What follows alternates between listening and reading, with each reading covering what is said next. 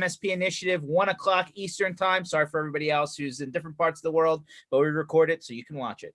We welcome back our top of the thought food chain, Dave Sobel.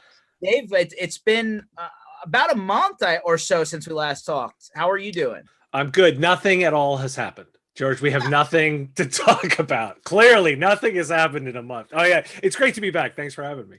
Yeah, no, I appreciate it. I mean, it definitely seems like regardless of where you are in the world, everybody's having their own challenges. I mean, I heard that Europe kind of gave us, a little bit of a blackball from the U.S. perspective. They can open up their nation state group of countries for, multiple areas except for the U.S.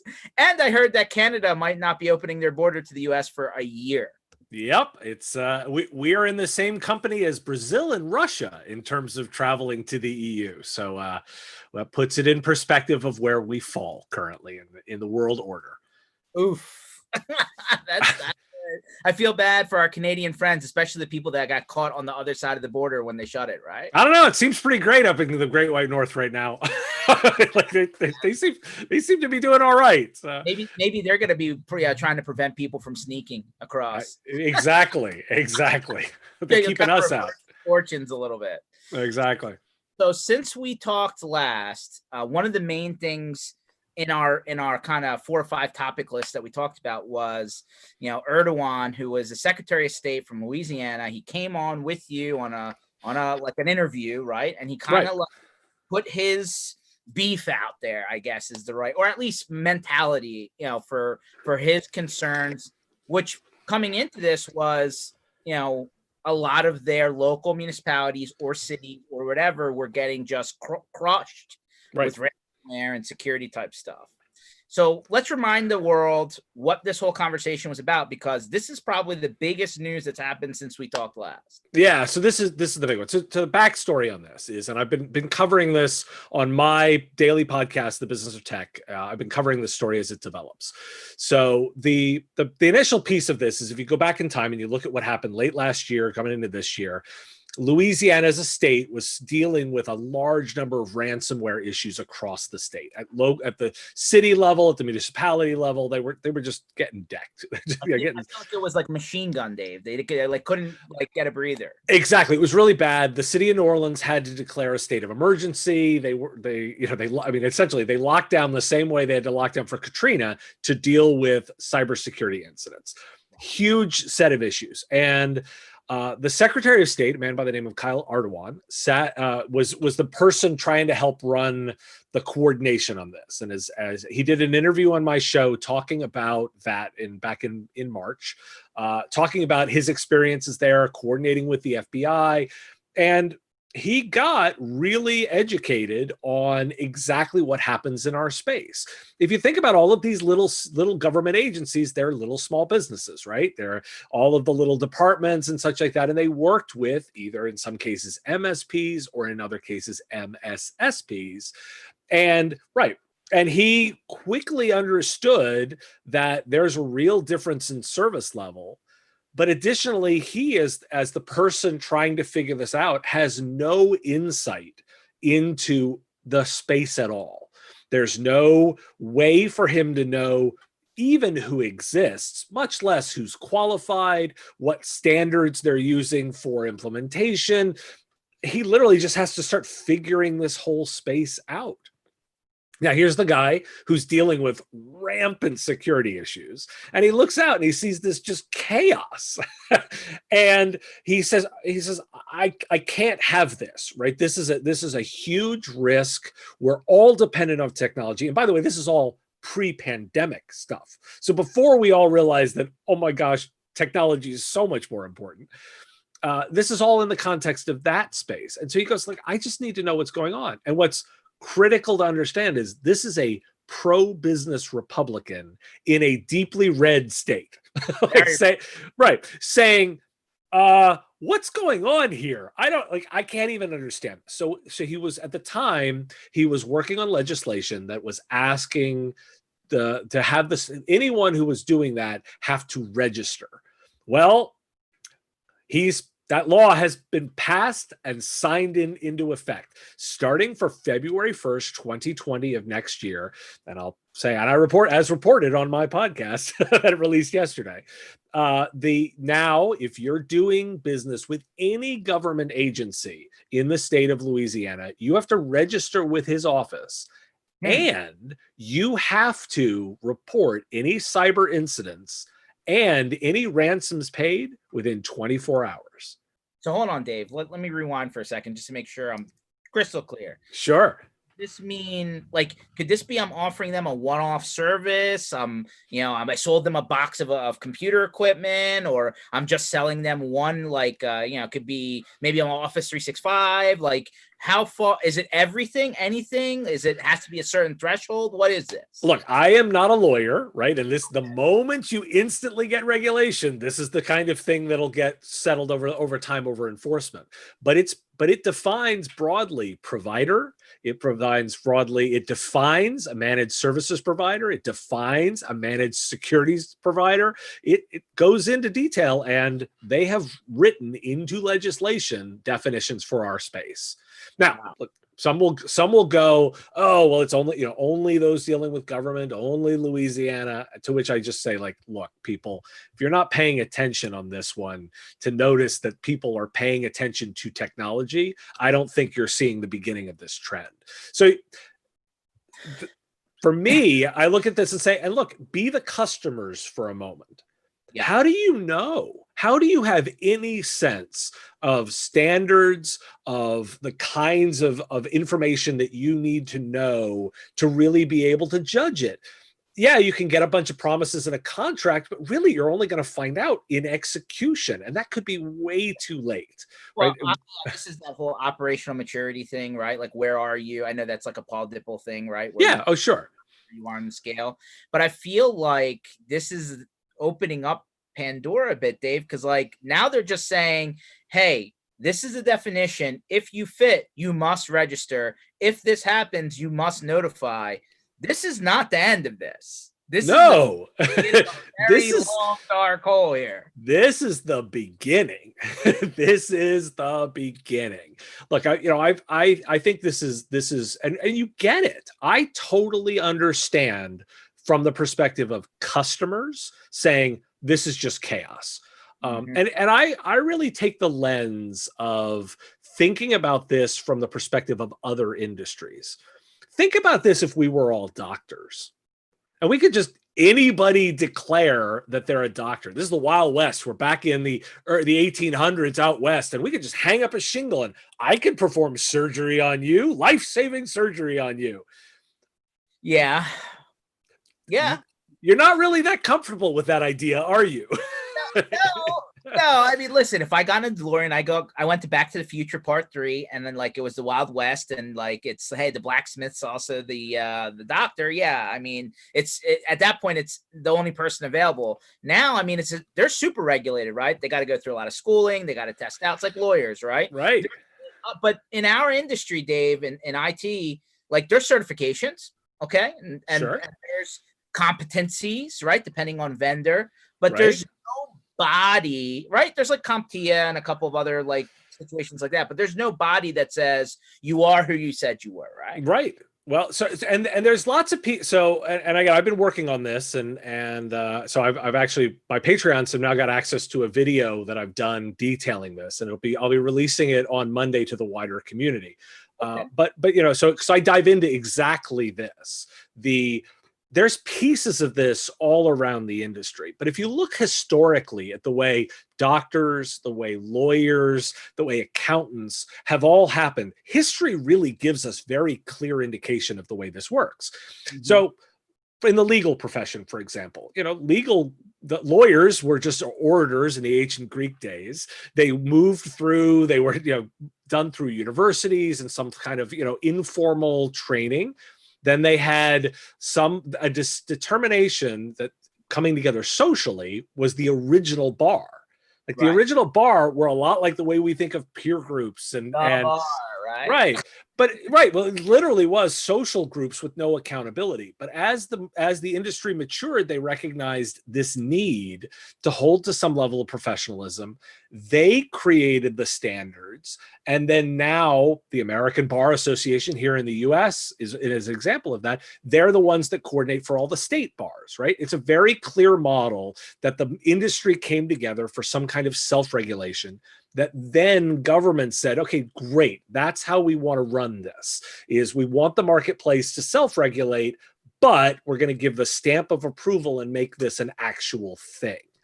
You see that with doctors too, by the way. Yeah. American Medical Association. You see it with certified public accountants. There is a very clear historical precedent for this. And by the way, I've always said, if you go back, anytime I appear on this, we can go one of two ways as an industry. We could go like the doctors, the accountants, the lawyers, or we go like the car mechanics, the plumbers, and another version of that where they have accreditations and certifications, but anybody can still fix your car, right? Yeah, but Dave, in this case, no, they did. In Erdogan and Louisiana specifically, right? And there's 49 other states, and obviously other countries. But in this case, there was no association or trade union or anything like that in the mix. The government decided to step in and just create their own umbrella, right? Their own. Yep. We as an industry let this happen to us. We let this happen to us. We avoided it. We didn't talk about it. We didn't engage on this. We didn't take regulation seriously. We didn't take self-accreditation seriously. We did not address this. How many times have we all talked about unprofessionalism in our space, people just doing what they want, anybody can hang up their shingles? We all bemoaned it, but nobody did anything about it. Well, that usually came up in one scenario or another, right? One, it was a headline that turned into a lawsuit, right? Like one of the examples I remember was the guy was servicing the local chamber of commerce. They wouldn't give up the Office 365 password. They took him to court. The guy ends up shutting his business down, or stuff like that, right? Or the other side is you hear all these guys in the online forum saying, hey, this other MSP won't play game. We can't get access to anything. It's a cluster, right? And then it just becomes a ball that unwinds. Right. But if we had basic codes of ethics, right? In the Hippocratic Oath for IT, and the people in an association had accountability to that. It doesn't have to be overly complicated, but we can have certain basic rules of this, standards of data management and data protection. We have frameworks, right? We have things like the NIST cybersecurity framework. We have all of the pieces of this. CompTIA's got elements of it in their trust marks. MSP Alliance has elements of it in their certification. Like, all of the pieces are here for us to assemble. We really need to be at the point where people need to start pulling them together, because 1 + 1 really is 3 in this kind of circumstance. Imagine if we combine powers of this. You combine CompTIA and you combine them with, I don't know, MSP Alliance, and then they come together with a distributor, because, by the way, distribution has a real role to play here. They already do examination of businesses for creditworthiness. Like, we've got all of the pieces are scattered around our industry. But the trick is solution providers are going to have to be the ones to push for this. Right. Because otherwise, I'm saying it's going to happen to us if we don't get involved. And that was the thing I was thinking about, Dave, here. Like, this is one state, Louisiana, and every states have breach notification laws and other things in place that aren't specific to being an MSP or an MSSP, right? But this kind of broke through that glass. And I'm wondering, do we have enough time to pull the box back together, or has Louisiana just, took a sledgehammer into the wall? Now we're going to see these other states just follow right through that. Well, so I'll reference again the interview that I did with the secretary. He's specifically saying he wants to work with industry. He said it in the interview. I want to work with industry. I want this to be a collaborative effort. Like, I know you have the expertise. I know you have the capability. But then he also says, if I have to protect businesses, the economy, and the American people. We can work with them, or they can move on us. It's because ultimately, think about what he in government is tasked with doing. His job is to protect the economy, businesses, the American people. How do you do that? You've got to look out for these danger zones and do something about it. And we have a real threat here. When we're talking about security, this, you and I both know this is such an intense, real threat. And I think I could make a pretty strong argument. Security is a big word, Dave. I mean, it's like IT. What does that mean? Or like marketing, right? Like it's a very, like that means different things to different people, right? Well, sure. But even if I dive straight into ransomware, if I go right down to that specific, I think I could make a pretty good case we're losing that battle. Yeah, for sure. Well, right. Because people are paying the ransom, and I think I do think there has been a good shift where people have understood the real need for cyber liability coverage. I think that conversation's happening. But hey, if there's an incident, engage that vendor before you start going crazy, right? But let me make this really concrete for people. Let's make this a physical incident.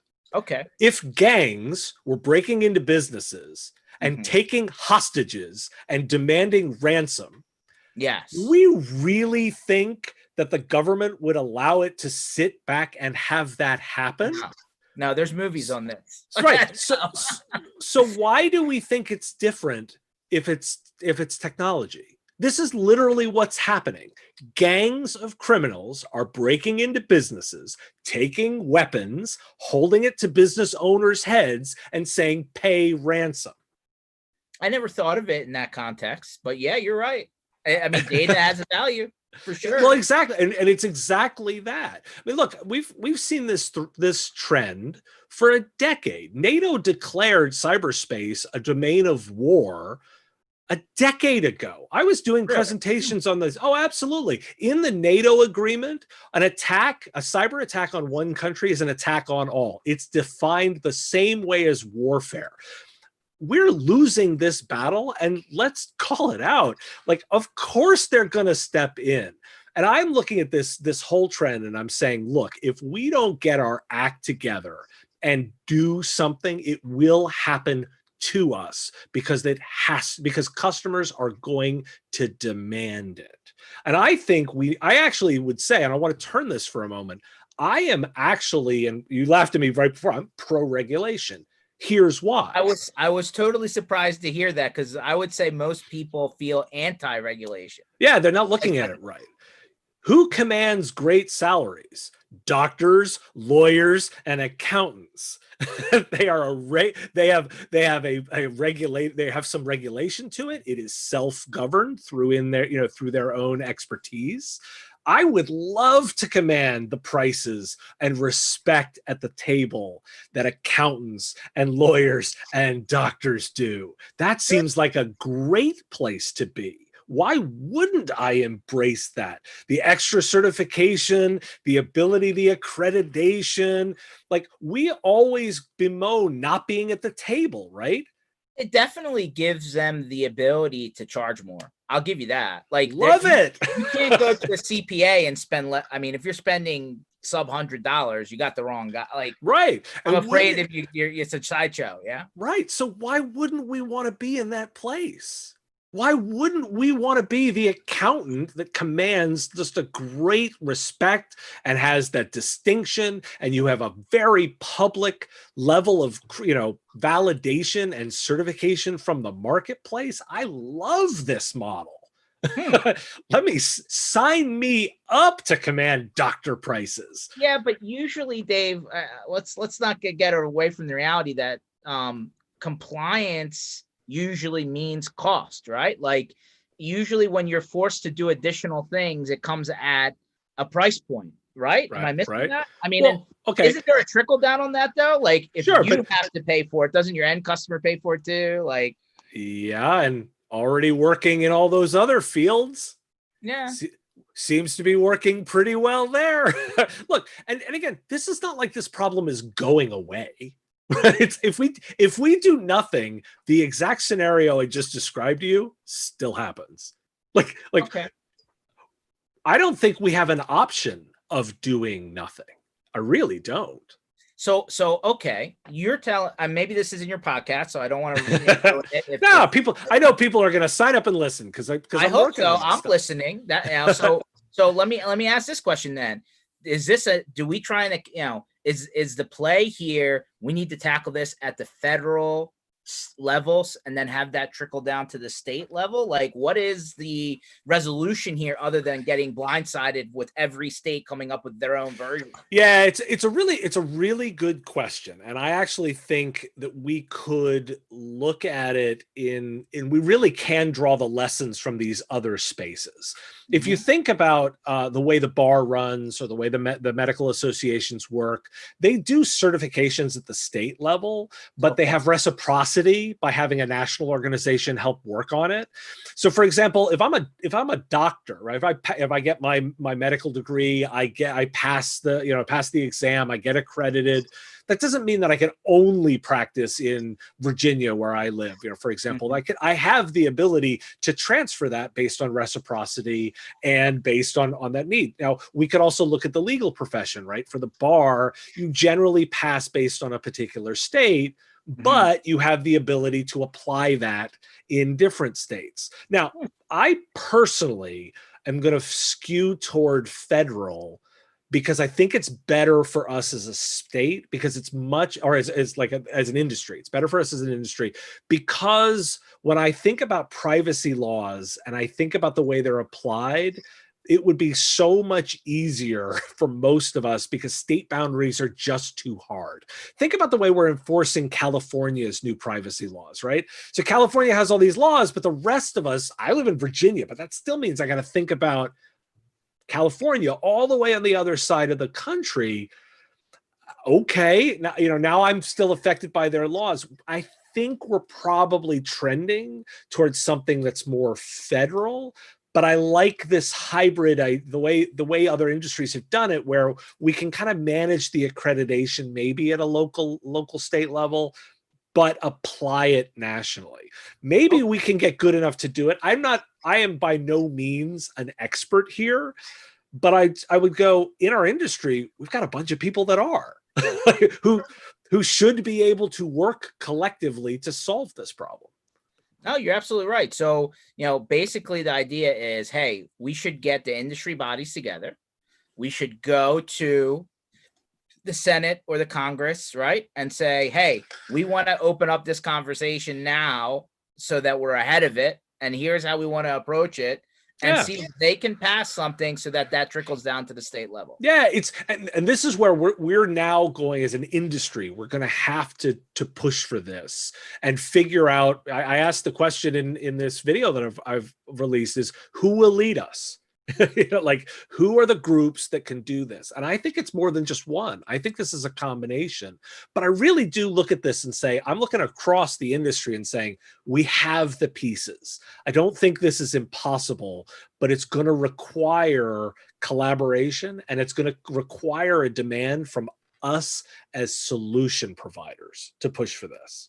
So this is good. We have a couple people that pointed out, like Alan Miller here. Illinois has a biometric privacy law. New York has this new SHIELD Act. Yep.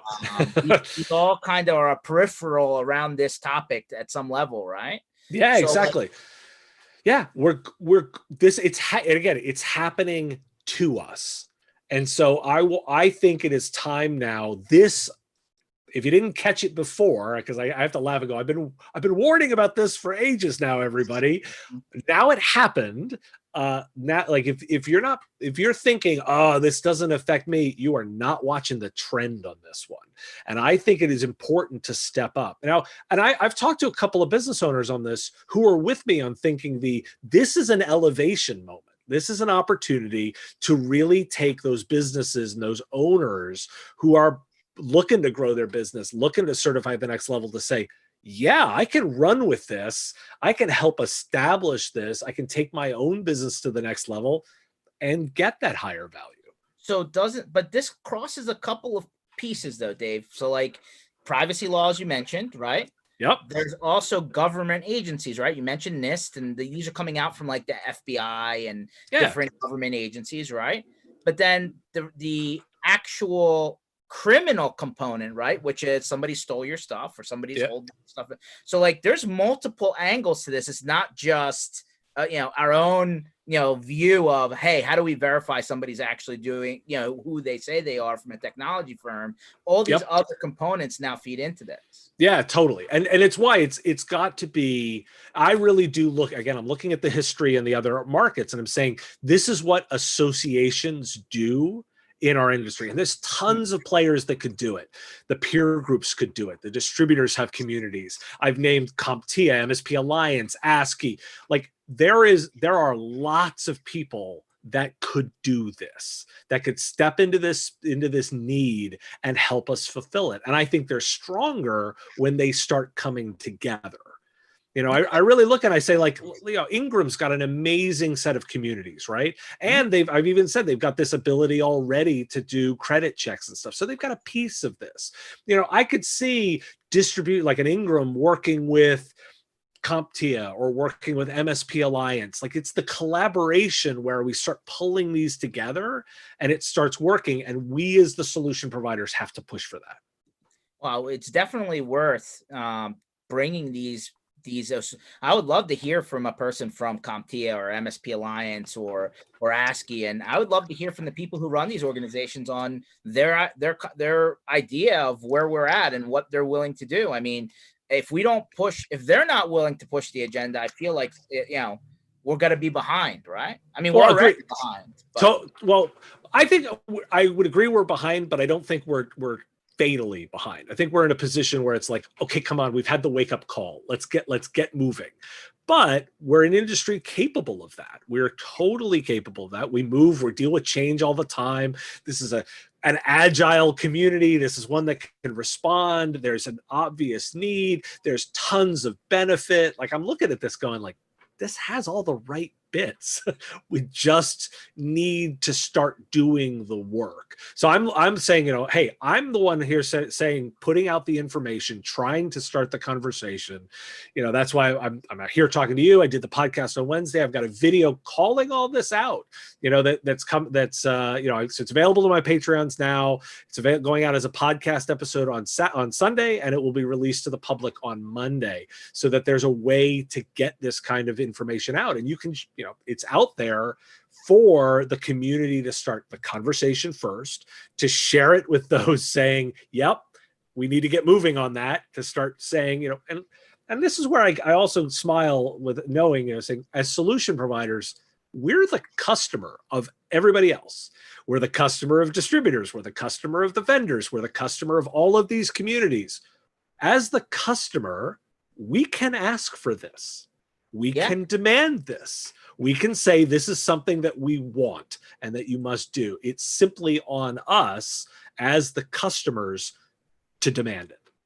Yeah, no, I mean, now's as good a time as any, right? Where we're still kind of on quasi lockdown and people are super available, right? Where they start like bouncing around and travel opens up a little bit. Now's probably a good time to, facilitate that conversation. I'd love to see what happens after your Monday kind of flare. That's what I call this. Well, it's just adding more stuff to, I'm trying to add more value to the community and give everybody something to leverage to use the way they need to. That's the value I'm trying to add. Fair enough. All right. So that's the big hairy story since we last talked. If only we're going to have just one, right? Like definitely more for sure. What else? What comes underneath of that? What have you talked about since then, since March, that comes behind this story? Well, George, I do 5 podcasts a week. There's 3 stories a day. So the other one that I keep looking at is I would feel like I would be remiss to my service to the community if I wasn't observing that I continue to be worried about the next 12 to 18 months for the space, because and the reason is that I really think about this from the perspective of the solution provider community.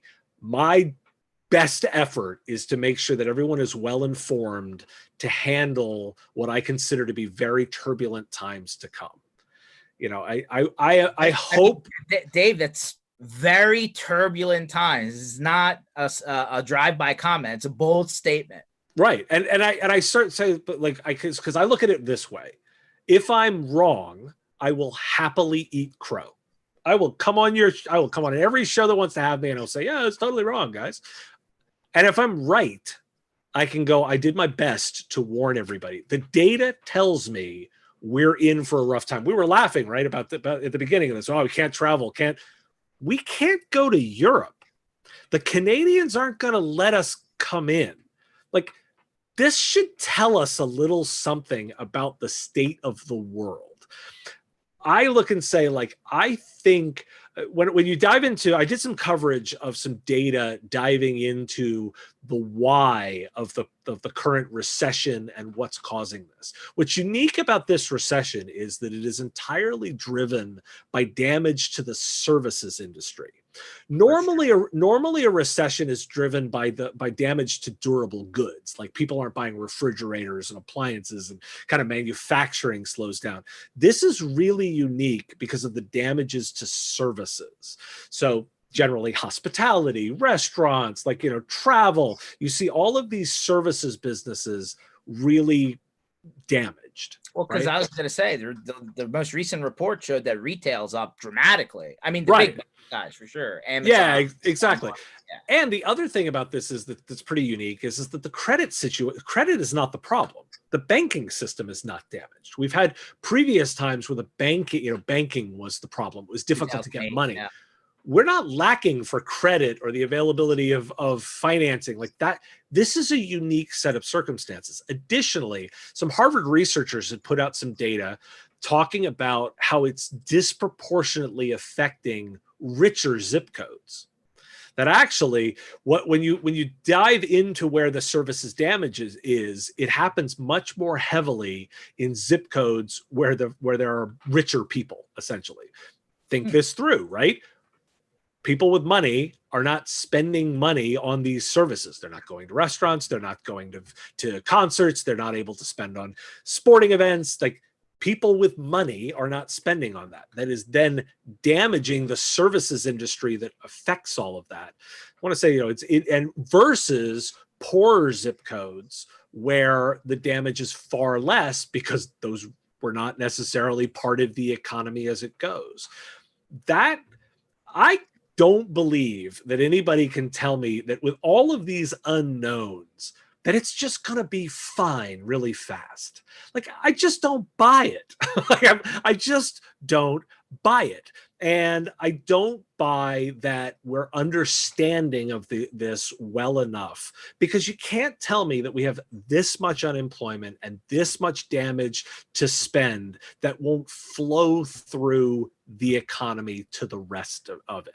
You just can't convince me of that. You don't think all the government they're already talking about another round where everybody's going to get another $600 or $1,000 check, and they're gonna kind of boost like some of the travel, like the different sectors. You don't think any of that helps? Or I think it helps. I think we don't have good data on where it's all going. We don't know for sure that it's hitting the right places. We don't necessarily know that if it's doing all the right things. I'm not saying that they're not worth doing, because I actually do think that we need to be doing the heavy lifting to make sure that we're doing our part on this. I'm just looking at this going, there's too many unknowns for me to say, it's going to be fine. Now, I want to qualify that with the reason I'm raising the alarm on this is because that I want people to do the difficult exercise of looking at their business and understanding what a 30%, 35% impact it does to their business. If I wipe away 30% of your MRR because those customers are damaged and go away, either damaged, what does that do to a business? The data, 2112 Group put out the data saying most solution providers only have about 3 months worth of cash on hand to handle the downtime. That's scary close, right? That's scary close. Because if I say, I don't think everyone's going away, I think they're going to be damaged. So if I take away, let me just do a simple version, right? Every one of your customers sticks around, but they all are damaged a little bit. And so they each trim, and everything trims. Has the business, as a business owner, properly modeled that out over time? We've talked about service leadership. They've got, and I'll say it again, they have this amazing rapid recovery guide to help people to do their projections. They've modeled out what the impact on revenue to a solution provider is. It takes like 3 years to get your revenue back to where it was in 2019. My 12 to 18 months seems kind of right in line with those projections. Wow. Because here's again why I'm being this way. If you do the work, if you do this piece and you do the planning and you understand and you're working that way, you are better prepared to deal with this. This is not, this is my third downtime, third, because I dealt with the one around 2001. I dealt with the one in 2008. It took a while. It took a while for things to put together. But to your point, I feel like the difference in this one versus the last two, and you've already said it, but I'm going to re-hit it again, is that there's money available, right? And it's very accessible and it's low interest. So you should be, this is why I'm saying, like, you want to make sure you're planning. I want you to be very, very strategic on the way that you're leveraging these pieces, you're thinking about it, and you've got a long-term plan to this. If you sit down and you model and say, I understand what a 12 to 18 month hit looks like. I've done that projection. Now you can start managing to those numbers and to those budgets, and you can react very agilely. I'm also going to say, I'm not saying don't spend. I'm not saying don't invest. I'm not saying stop marketing and hide in your hole. What I'm saying is just make sure that you're deliberate. Everything is you're taking a moment and thinking about this. This feels really intense, right? The time has been crazy. Sure. Yeah. We're talking, it's July 2nd. The year has, for a minute there, I felt like we were in the classroom and I was watching the clock tick down. Now I feel like the year's half behind us, and I look up and I'm like, really? It's July. Okay. But it's only like 3 months. We've been at this kind of 3 months. Like, you put it in perspective, like, it's only 3 months so far. Yeah. You have a little bit more time than you think you do. It feels really intense, but we're only 3 months in. You got time. You can take some deliberate pieces. I'm not saying don't move. Please don't think that I'm ever saying like either to just sit and wait, or I'm saying move. And I'm actually believe that those businesses that are deliberate, that focus on cutting the fat, that are aggressive, they're going to be lean and mean, and they are going to be awesome coming out of this. Like, I totally look at this and say, this is your chance to really focus on that precision and and execute. And don't get me wrong, I think there is opportunity out there. I just don't want to start by saying there's all this opportunity, knock yourself out. What I'm saying is make sure that you've planned. Execute against your plan and make sure that you're thinking of the long term on this. As private businesses, we have the opportunity to do that. I don't have to do a quarterly report to investors. I don't have to cough up information on the stock. I can take a long-term view of this and say, I'm going to be lean. I'm going to be mean. I'm going to perform. I'm going to make sure that I'm disciplined, and man, I'm going to be strong. No, fair enough. And there's some smart, listen, Alan Miller comes back and says, hey, Ben Folds noted, so far we've had 1918, 1930, 1968 crammed into 3 months. I agree with you, Alan. I do too, and he's completely right.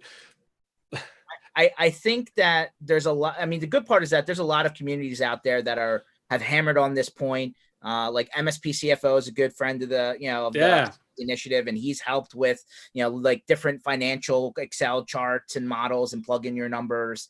So there's a lot of resources out there to help people do this, because I think some people who aren't at, and maybe their business isn't large enough, they never had to forecast model like that far into it.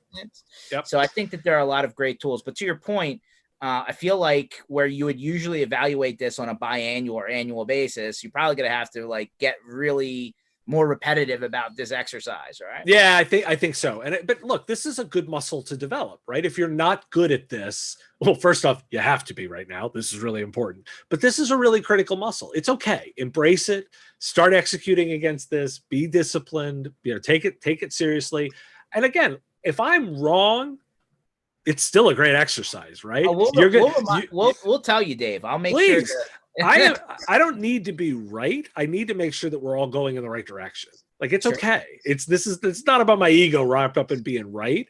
I'm a data guy. I'm a science guy. I'm looking at all of this and I'm saying, this just looks like really messy data, Yeah. And every time I've placed bets on my insights into data, I've done reasonably well. So this is my recommendation right now. Okay. And well, to Victor's point, my bet is that the NFL is going to have a season. What do you think, Dave? I'm a baseball guy, and so I actually think I'm going to get some games and not a season. And so, but it's but I'm actually trying to be super zen about it and say, let's enjoy what we get. Right. Okay. If we get some games, if we get pieces of it, let's enjoy those. And let's not get so hung up on the entire arc of it. I've done some conversations around the idea of the Stockdale paradox. If you remember earlier conversations, this is the idea. Oh, look at that. He's ready. You're ready to go. I'm ready. See that? Right on, Victor. The idea, if you're not familiar with the story, this is the Stockdale was the longest running prisoner of war during the Vietnam times. And he came out and he was interviewed by Jim Collins talking about what really helped him survive there. And he said, the paradox you have to reconcile is the reality of your current situation without ever losing hope. You have to know that it will end and things will get better. And that's the paradox you've got to hold at the same time. But when he was asked, well, who are the ones that didn't make it? He goes, oh, the optimists. And you go, what do you mean? And you go, well, the guys that kept assigning a date. Oh, we'll be out by Christmas. Oh, we'll be out by Easter. Like, those are the guys that didn't make it because their heart was broken when it didn't happen. Well, I didn't realize that 1918, that whole pandemic lasted for 3 years. I thought it was a 1-year thing. It was actually 3 years. It's a 3-year thing. And in fact, and we've got to reconcile the fastest previous, I think I've said this on your show before, the fastest previous creation of a vaccine took 4 years. Yeah.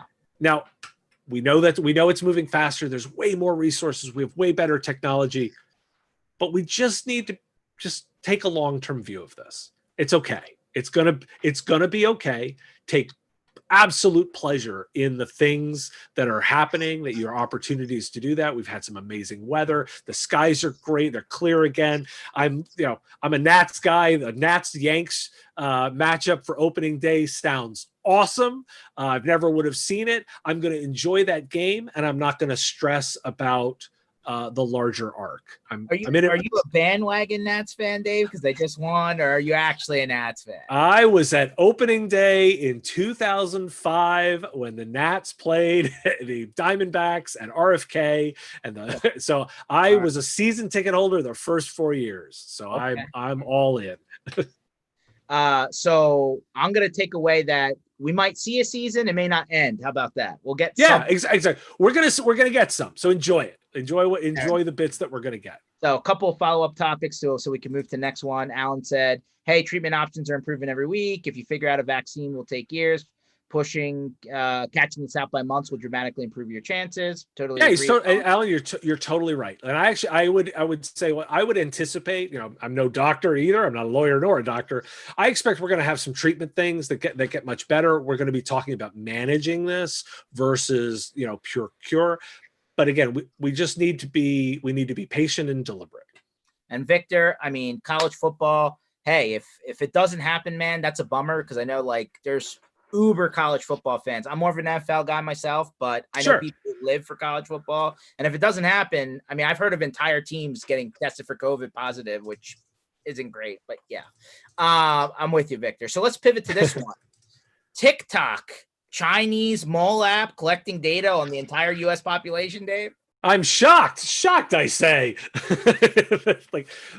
Look, these businesses are already in the data collection business. Google's in that business. Facebook's in that business. Shocking that that this company is in the data collection business. Of course they are. Like, of course they are. But they were saying that these guys put in like suits, you know, they were cutting corners in their app to like steal data from other apps and like really take in all your stuff and piggybacking on APIs from other apps within the Apple iOS and Android. Yeah, and they're not alone, because when you dig into particularly the clipboard issue, you find that other developers are saying, "Oh yeah, we knew about that. We use it too." Again, I want to say that this is what these tech companies are doing that is damaging public trust in general. Public trust in technology is down 20 points since 2016, where we were considered a benefit to society by about 70%. And now it's dropped to about 50% of people are saying that technology is a benefit to society. This is the consequence of that. Now, I want to say that I actually think there is real opportunity here for solution providers to help customers understand what data they're collecting, be disciplined about helping their customers make sure that they're only collecting what's necessary, giving them insight and transparency, and then helping them say that to their customers. Like, I think there's going to be a real pushback by the public to look for companies that do transparency. And this is an area where solution providers should be able to shine, to really get into some business value style stuff about data management beyond just compliance. Compliance is reactionary, but if you make the way you manage data a competitive asset, man, I think that's a huge opportunity, because I think we're seeing smart companies in those larger levels are going to pivot. They're going to actually start getting into figuring that. You can already see it with Apple. Apple is differentiating itself from the other big tech players by focusing on an appearance of privacy. They've embraced that. Their features around that. Look, we could have a whole debate around whether or not it's true, but you can see that they've said, how do we stand out? We're going to compare ourselves to the other guys by making privacy a bit. I think solution providers have the same opportunity. And let me observe, we all talk about like business value, right? And like go up the stack. That's up the stack. Like, you talk about data management and helping a customer truly manage the way that their information is done. That's business value way beyond infrastructure and basic security. Like, we're getting into real high value stuff here. So I feel like the market will eventually have to deal with that, with the laws coming down and everyone eventually, right? I mean, yes. You said California, but California, you know, they said that their privacy law very much was almost, you know, copied back and edited from the, you know, the European, you know, laws, right? Data protection. Right. Yeah, exactly. I feel like it's coming. So be a leader. So anytime you think something is coming, if you're a leader and a first mover in this space, then you're the one setting the tone, you're setting the direction, you're setting the pricing. Like you're able to command the true value. I look at that space and go, it's super interesting. I did a video recently called "If I Was an MSP, What Would I Do? If I was starting an MSP, what would I do today?" One of my Patreons had asked me, so Dave, you ran an MSP, you were a vendor. If you were to start one, what would you do today? And I went through the whole exercise of how I'd build that business, assuming I had no legacy, right? Because the joy of if you started an MSP today, I got none of the legacy baggage. Right. And it's a fascinating exercise in thinking about what that would be, but it also, the end result is you have this theoretical competitor to think about. So it's a really interesting approach to say, if that company sprung up, how would I be competing against them? And so it's an interesting piece. It's on my YouTube channel. If people are interested in that analysis and what it's all done, you know, that's what I've been up to with my spare time. No, I mean, honestly, like you know, the last time I thought, you know, I remember the conversation where it was like, hey, you started your IT MSP in 2000s. And right. Then you heard in like post 2010, the born in the cloud, right? Right. And now fast forward, we're in 2020. It's like Uber that, right? Where it's like they didn't buy any of the same tools, they didn't go to any of the same routes, they started completely different, right? So yeah, exactly. Less moving parts, less vendors, more standardization. I mean, I assume that's where it starts. That's a piece of it. It's also about, I would put a business application at my core offering. I would be saying, like, I'm going out where I'm a ninja in Salesforce or and I talk through my local dynamics and how I would make a determination on my local market. I'd probably focus on associations because I'm in the Northern Virginia area serving DC, big space for associations. So I'd be like a ninja at association management software. And I couple my successes to them and a business metric. I increased revenue, increased membership, higher spend. Like I'd be coupled to that. It's almost like Moneyball, Dave. You're working backwards from the math, right? I mean, you're like, hey, that's how my brain works. This many on base, yeah, like it's the same thing. You're working backwards from that. It's pretty interesting. If anybody who listens to me knows that I'm like a data nerd. I'm constantly poring over these reports to say, like, what can I figure out? What move can I make based on this data that I'm seeing? Yeah, no, that's very interesting. So we're kind of in the stretch here. So current events, listen, there's been a lot of stuff, even in the last week, right? Acquisitions by major companies like VMware just bought a DCB, backup type solution. Salesforce bought something to compete with ServiceNow. I mean, there's a lot of vendor movement right now. I assume because it's shrug. 0% interest rates. Shrug. You know what? I sort of don't care on this anymore because look, it always happens. It's a constant thing. The products don't change. Bring me an actual new thing and I'm ready to talk about it. But a few people trade some money and more power to them. Some people make some money, so that's all great. I'm a capitalist at heart. I have no problem with people making money, but who cares who owns who, right? Yeah. Like it's sort of an element of like, okay, it's a bunch of investors moving money around on a balance sheet. You're not actually changing anything. Oh, but you don't see that Salesforce trying to come down into the IT services delivery, model? That's kind of, I mean, they've kind of sort of had it, but show me evidence that it's happening. I'm watching for it, but I don't view the M&A activity as enough to tell me that it's going to happen. Sure. It's interesting, sure. It's something to keep an eye on, but in terms of my day-to-day in execution, not so much. And it's and every single time any of these M&As have 12 to 18 months of company integrations. Yeah. So the day the deal happens, who cares? You're 12 months out from knowing whether or not they're going to do anything with it. So just don't worry about it. Like, worry about it when they do something versus when they buy something. All right, fair. It's good advice. What else are we missing, man? So we had a lot of stuff we talked about, but what other recent news is like definitely noteworthy? We've covered a lot of the big stuff here. We've covered a lot of these pieces. I think that the main thing for me is still I am, despite like my elements of like we have some actual challenges, I'm quite bullish on this space. Like I am quite bullish on the service provider space. I think it's a really important space.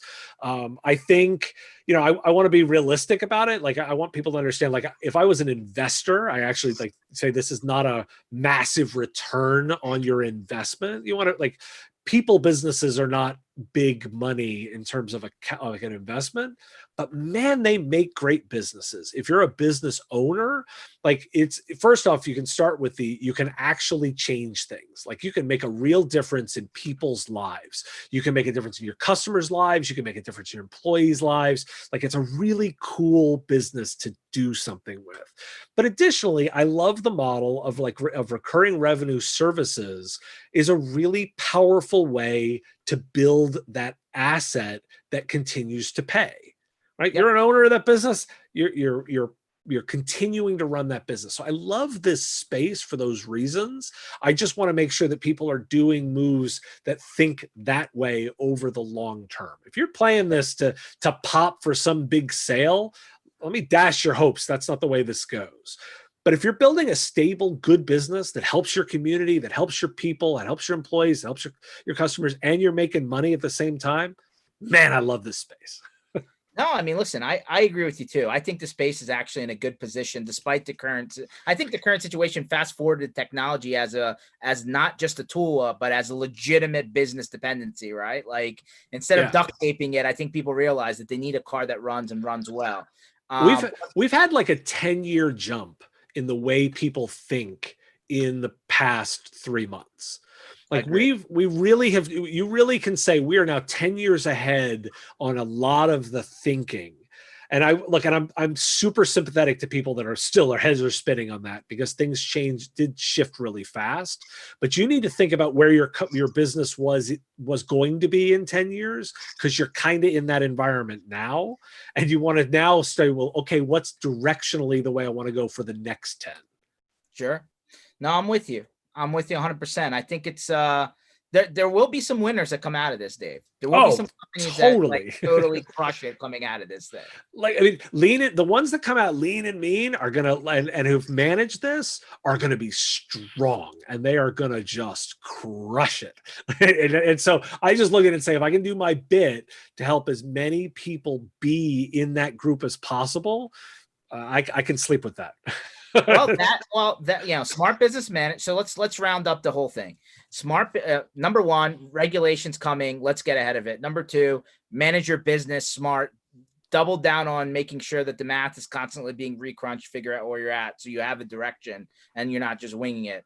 But then number three, if you actually couple number one and number two, that could actually prevent the drive-by-night shack on the side of the road guy that says he's an MSP or an IT service provider that's really not qualified, right? Oh, yeah. It actually could fix that problem, which is chronic, that just comes back over and over again. So right, exactly.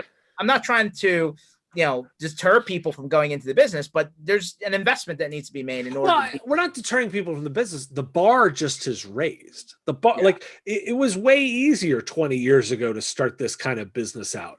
It's not anymore. The barrier to entry is harder. We do look a lot more like doctors than we did 20 years ago. We can't just hang out a shingle. We should recognize that. Here's the bar you've got to get to be able to do this kind of business. It's not nothing. No, I 100% agree with you. And then it's worth re-mentioning, hey, get ahead on data management, data collection, data privacy, because that's like bleeding edge right now. And if you can figure that part out, you kind of can set your own price. Oh, it's a great space. It's a totally great space. And people will, if you're working with your customers to maximize the value of the data they're collecting, and they're doing it, and you're driving that bottom line with them, man, they will just open the checkbook. They will just open the checkbook with you. It's a very strategic conversation. It's not about whether the server's running. Yeah, we're beyond that. Because, by the way, let me just observe, I don't even need to answer that. I can throw it in the cloud. I don't have to answer that question. So let's move on from that question. Dave, where do people find, you talked about a couple of videos I want to re-mention. You talked about if you were to restart your MSP, well, what would that look like? You had a couple of other videos you mentioned about, some of the more topical stuff that we touched on, and you said, hey, go to my YouTube page. Where? Yeah. So everything is linked right off of mspradio.com. So you go to mspradio.com. There's a big blue subscribe to the Business of Tech button. When you click it, you'll get links to my podcast on every platform that you might be interested in catching it on, and my YouTube channel, which you can subscribe to. Videos come out usually on Mondays. If people are interested in getting like early access to the content, as well as I answer questions from Patreons and they drive my content, you can go to that site. There's a big Patreon link at the top, and you can join my community. That's where the information gets created, but I publish it for everybody. If you find value in it, then I'll ask people to contribute, but that's what I'm out here doing. Awesome. And Victor, hey, the Rams had their shot, man. They should have won the Super Bowl and won. I don't know what happened. And I hear, and Victor, you're also coughing Montreal Expos. Man, my Nats are the World Series champions. So, you guys can all roll your eyes. Who's holding the trophy right now? Okay. Hey, listen, I can't change the facts. It is what it is. So, all right, everyone. Well, thanks for watching. I appreciate everyone for joining today. Dave, I appreciate you for jumping on. I want to make this a regular thing, right? Because the news is always popping. So. I love hopping on. I love doing it. And I love hearing from everybody. If you've got questions, please don't hesitate to reach out and chat. Awesome. Enjoy your holiday weekend, and we'll see you guys on the other side.